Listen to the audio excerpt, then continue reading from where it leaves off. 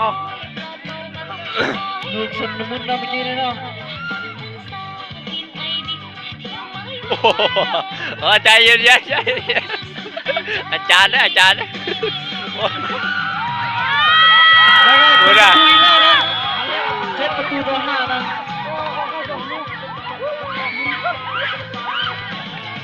โอ้ยังเก่ายังเก่า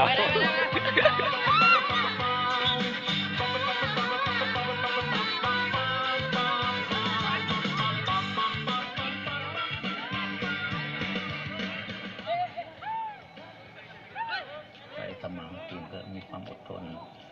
สู้กับงานกับการเดือดร้อนมากก็มีผลก็ไม่ได้คุ้มครองไปเรียนที่กรุงเทพเอาบันเอ้ยสุบัน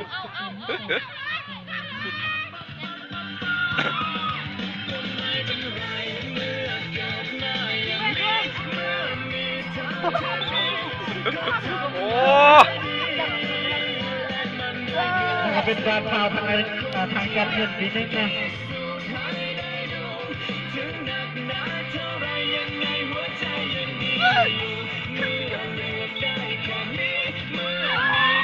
ดูนี่ออกหลังไป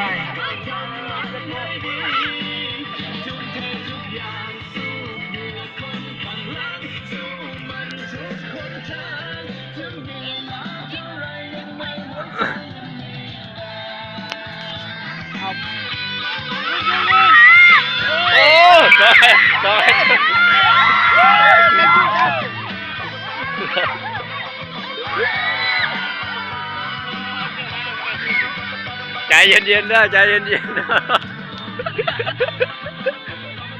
อาจารย์มาแล้วอาจารย์แล้ว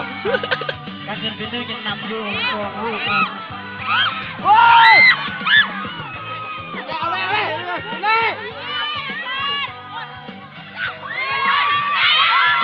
แม่โอ้ยส่งมา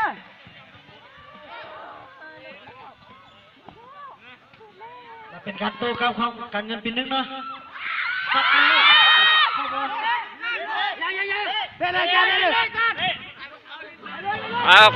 แพมบุญ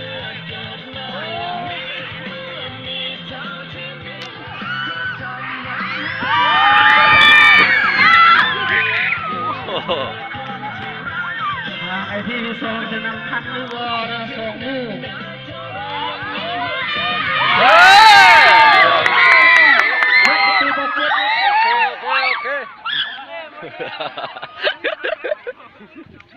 ต้องเสื้อแม่ทั้งวันอ่ะ